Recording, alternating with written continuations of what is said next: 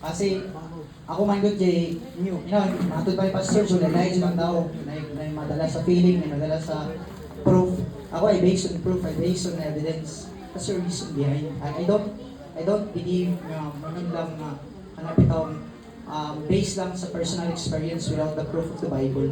Kay dagan man good, dagan gamit anak na linya ba. Maski sa lain na masigani mo tanaw ta sa social media, nga nang mga di patay. Okay, na nag-dictate sa ako na patyo ni siya. So, things like that. And it is quite dangerous talaga. Pero, ang gisangyaw dyan ni Pastor Joe, biblical yun siya, kinabuhi dyan niya. Labaw sa tanong na pasalamatin dyan ko, way back 2016, si John T. Urinis sa Jars, ang pinakadako dyan na mapasalamaton dyan ko sa nag-contribute ni Pastor Joe sa kinabuhi sa kaluwasan dyan. Kay, mo dyan niya ang basis in every decision that I'm making in my life. Una-unaon pa na ako, kung wala ni foundation ng lang, kung asa ko, kung makatag, buhaton ako na decision sa akong pasyente, kalibutan ba? Kung kalibutan, definitely, I will regret it at the end. Way back 2016, dini sa Jars Academy, dito na ako subtitled pagayo, ang grasya sa Diyos, nga dili di ay mayong buhat ang makaluwas sa tao.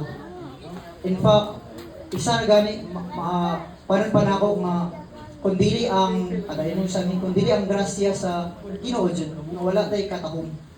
Unang ako, mapasalamatong ko nga in my life, in existence of this world, na na-encounter na ako si Pastor Judy. Gamit siya, isip ko sa instrumento sa pagdala niya na ako diya sa tiilan sa Diyos. Gingon ni Pastor Joe about sa mga butang. Gingon niya, kita ko no, masisa imong kinabuhi or akong kinabuhi, ayaw isipa nga imuwa na. Pero hindi na niya balik-balik, nagipiyal na sa imo. Matod pa niya, mawadaan man ta mga minahal sa kinabuhi, masubok man ta, pero dili jud ta magminatay. Mao jud na ako kadumduman sa iya magpanghisgot sa usa ka butang. Kay lagi ingon ni Pastor Joe na mag-glorify na akong Ginoo. Na-apply ko na ako sa akong kalingon na kani mga butanga din sa kalibutan gipiyal rin sa ato. Maski ako kinabuhi gipiyal rin sa ako. Asa na ako nakuha na idea kay Pastor Joe. Nganong matod pa gay na ni Pastor no nga dili din nato kahandukan ang kamatayon. Kay kada ugal job na nantay assurance. When in fact, ako mismo, to be honest with you, isa rin daw ang kahandukan. Ang mawala ang akong pamilya, mawala nakatulog sa pulong sa Diyos. Labi na Diyod sa grasya sa kaluwasan. Kay sa inan masagdag eternity. Eternity nakasakit or eternity nakalipay. Siyempre, one diya sa kalipay Diyod. So, mao na ang pinaka greatest na mapasalamaton Diyod ko diya kay Pastor Joe. O sa mga butang pa, in terms sa iyang pagkinabuhi, i-emphasize ko din ni Pastor Joe na dili pasabot nga iluwas ta sa Ginoo, magpadayot ta pagpakasala. No, kay mas ngan pa sa pulong sa Diyos na kung mo niyang sala, ang grasya sa Diyos mas dagaya. Pero again, dili pwede siya gamito nato nga lisensya sa pagpakasala. Lagi matod pa sa Ephesians, sadyang kaluwas ta, ang tuyo sa Ginoo sa ato, ang pagkinabuhi Diyos na. O i-emphasize yung pagkabayan ng Diyos. O yan ito na, kanabitaw, mapasalamaton ko na ako'y role model, spiritual leader, nga ipakita, dili lang pinaagi sa pulong, pero labaw sa tanan sa buhat. Ambot lang, kung sa'yo may tako sa ako, to be honest with you, kung wala na ako nakita pagkinabuhi ni Pastor Joe. Kaya I am a teacher myself, ibiyalan ko anong butama, o kung buot lang, pwede ko buhat yung mga sayop, mga butama. Pero from time to time, I always think about Pastor Joe. Di pa yung duman na kanunay nga, magkinabuhi ang Diyos nun, magkinabuhi ang balaan, kaya mo nang gusto sa Diyos ka nato. O wala, kanang bitong mapasalamaton ko kayo sa kanya, dahil na akong kaila, kinabuhi na ni Pastor Joe sa matag daw siyang kinabuhi. Well, in fact, may one time, hindi na ako malimtan ni Pastor Joe.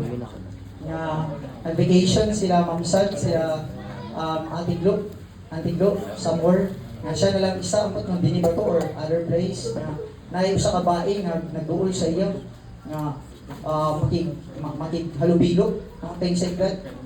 So di na ako malimtan na nagganyan si Pastor Jun na ibalibaran dyan niya. Pinag-ibalibaran niya. In a worldly manner, wala na, bingo na. Pero lagi, kung kinabuhi ni Pastor Jun ang pulong sa Diyos, nalikayan dyan niya ang mga butang ang dili maayo. Kaya kung gisugod si Pastor Jun ato wala na. So do I in my life. Every temptations nga moabot sa tuwa, angay dapat jud na natong likayan. Dili tungod kay kanabitawang dili tungod kay makaayo na sa tuwa. Pero tungod kay perti jud ang dautang. Kay lagi ang pinaka the best na book so far na ako nabasa, ang book jud nag-introduce ni Pastor John, which is the Bible. Puno sa giya sa kalibutan kung saan yung pagkinabuhi. Definitely, kung wala na ako naila si Pastor John, wala ko kabalo sa Bible. Wala ko kabalo sa di ko na ma-encounter na pulungan. So, mo nang mapasalamaton ko sa matanan sa kinabuhi ni Pastor Jojo. In fact, isa sa tuloy din na pastor na mayroon niya ang simpa ko, nakatawa ko gamay tungkol sa ito ni Pastor Joe. Ako masiya ko, gamiton ko na illustration sa mga estudyante magtuturo ko. Instead na, for example, maputol kay imagine ni Pastor Joe if you want to change your future, change your thinking. So na-term na pagbago. So kaya ang common na idea is dili na ako mabago kay inanin ako. So ako na illustration na nagikan kay Pastor Joe is that kung maputol lang ako na illustration akong gamiton, di ako ingon sila, kaya magsimba ko man sila. So ako na lang, kung maputol akong kamot, dili ba kung maputol akong tuong makamot, dili ba kung tuon sa akong wala, para lang magamit ni kay, syempre naputol man akong tuo, mutisting din kong tuon sa wala. So that's the point ba nga, tungod sa ipakita ni Pastor Joe, glory to God of course, glory to God, na gamit ang kinabuhi ni Pastor Joe sa pagsangyaw sa maayong balita dinikan nato, nga diin nakahatag og inspiration of. In fact, sa kuha, ngandoy po ito, na ang akong kinabuhi, magamit po isip po sa instrumento sa pagpakailap sa mayong balita na makaingon po sila at the end of my life. Kaya lagi at certain point, mula pa naman dyan yung kalibutan na whether we like it or not, makaingon po na kining tawanan, kinabuhi dyan po yun sa kauputon sa Diyos. Sama sa ipakita ni Pastor Joe na itong tanan. O sa makausap pa, isa pa rin, hindi na malimtan ni Pastor Joe ang kanipong pagkamangkin hatagon. Nakatuon siya po pagpanghatag kung siya na Pastor Joe. Glory to God. Ano bitaw, you don't expect anything in return. Kay ako mahatag before, there must be something in favor in return. But because of what God showed to me, nag-illustrate pa kayo ni Pastor Joe, di na makumpara sa grasya maghihatag sa Ginoo sa ato. Nakabalot ang panghatag kay gitagaan ta muna sa Dios. O kana na emphasize na akong pag-ayo sa kinabuhi ni Pastor Joe. Balikon na ako. Ambot lang kung asa padulong akong kinabuhi kung wala na ako naila sa Pastor Joe. Sa gara jud sa desisyon na akong pagbuhaton sa akong kinabuhi, gabase jud ko sa kaluwasan, ang foundation.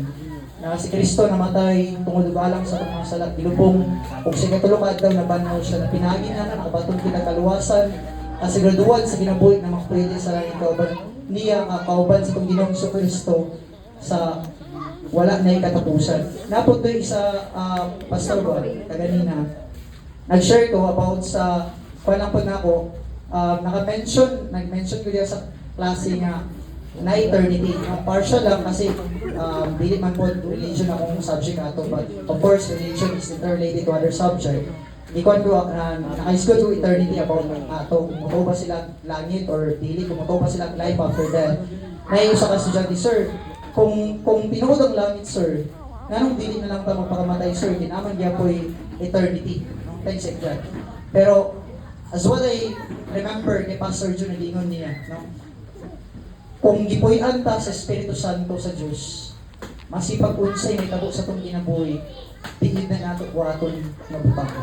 Kaya lagi, balikon na ako, walay mas labaw sa dakong grasya, maghihatag sa itong Ginoong Kristo, dinita nato, kundi ang grasya sa kaluwasan mo. Matug pa, there is nothing